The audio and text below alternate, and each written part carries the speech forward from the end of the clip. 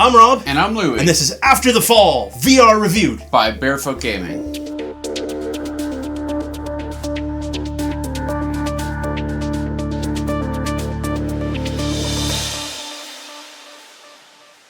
You know what VR needs, Louie? More first-person zombie shooters! Yeah, no it doesn't, except they did it right. You should buy this game. Yes. But we're probably getting ahead of ourselves.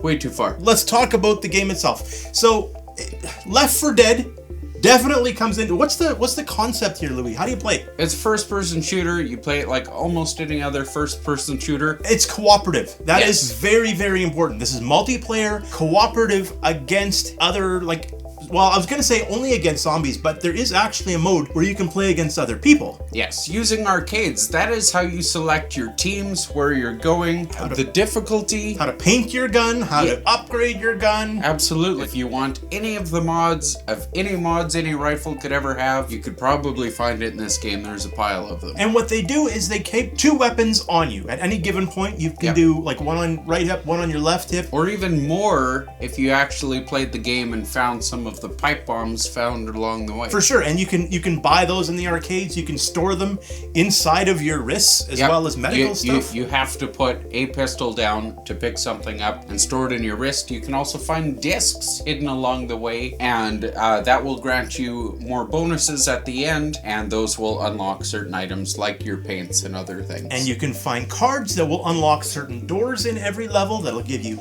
other weapons. Like we opened this one room that was totally locked. Somebody found a card and there was an Uzi in there with a bunch of ammo. You can give your guns to other people and they can just buy new ones. How cool is that? Here's the thing. My very first run through, we started off in the level and I'm like, is the mic working? Because everybody was totally quiet and everyone's like, oh yeah, hey, how's it going? And then everybody was super chatty. And as we're talking, going through levels and covering each other and clearing out rooms, and I had explained at one point, this was my first run through, and a guy looks at me and he's like, hey, you want to try this? And he pulls out his M16. And he's like, here you go, give this a shot. And I'm playing at Rob's house. I start right after he does. I join a group and I'm going like, hey, and I'm trying to talk to these people.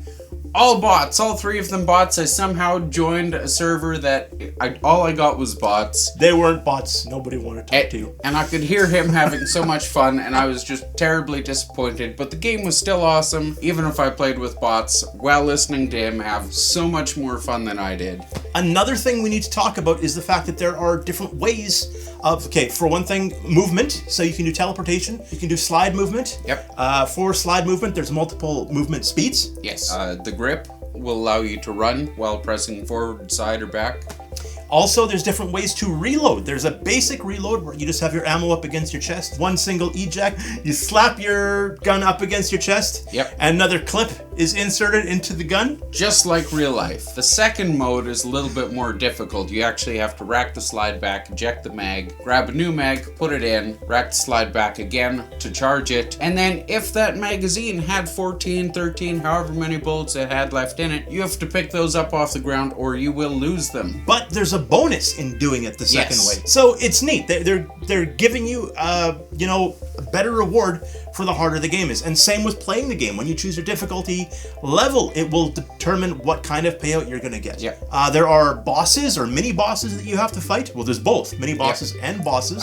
Sometimes the boss will be a mini boss a couple times along the way. Absolutely. Aside from that, I think we're kind of ready to review it. It's $45 Canadian. Yep, 35 US-ish. Something like that. All right, Louis, pros, cons, do you recommend this game? Go.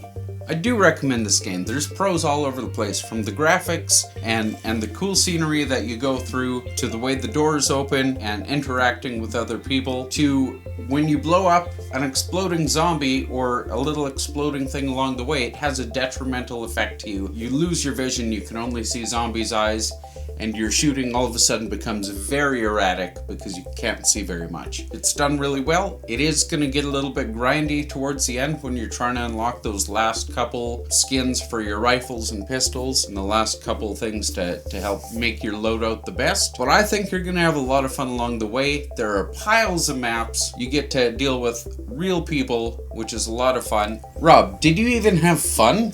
I had so much fun. This is such a fun game, and I highly, highly recommend it. In fact, go out and buy this. The only warning to that is this is the most fun with other people. There are lots of people right now, and there's crossplay, so you can play with people that are on obviously every different system. Doesn't matter if it's in the Quest, doesn't matter if you're playing on an Index or your PiMax or whatever. There are lots of people to play with, and playing with other people is what makes it so exciting.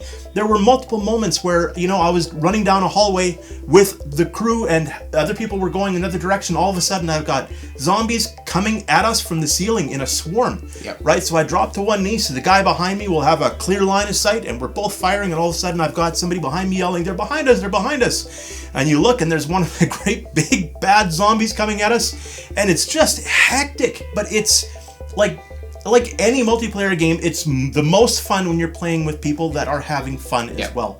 And every time I've tried so far, there have been, and because of the crossplay, because you're playing with Quest with everybody else, it increases the amount of people you can play with. I love the fact that they've got multiple forms of locomotion, so this shouldn't stop anybody that gets VR motion sickness. The difficulty levels, I mean, I only tried some of the easier difficulty levels. This game it can get pretty tough. Your finger is going to get very, very tired. Your entire hand will become tired. The AI, if you're playing with AI, is not so good right now. And they don't talk to you. It's a little bit boring. I tried. That is a valid point. And the AI of the enemies is okay. Usually it's great, like especially when swarms are coming at you, and you've got some are crawling, some are standing, some are running, some are like, that's fantastic. It looks good, it plays well. You guys knocked this out of the park. Honestly, it even has good ragdoll effects. It does. And just the satisfaction of walking past and like having a leg twitch. And you just blow it off. You shoot it off because you don't like the way it's twitching in your general direction. The reloads, the gun mechanics, buy this game after the fall. I cannot honestly recommend this enough. If you like shooters and you think playing with strangers can be fun, it proved every time to be fun for me. If you've ever thought COD Zombies was kind of okay, this is better. So that's it. That is the review for After the Fall. That's what I was going to say. VR. Don't forget to subscribe, like, comment. We always love hearing from you. And if you have questions, we will always do our best to answer. We will talk to you again really, really soon. See ya.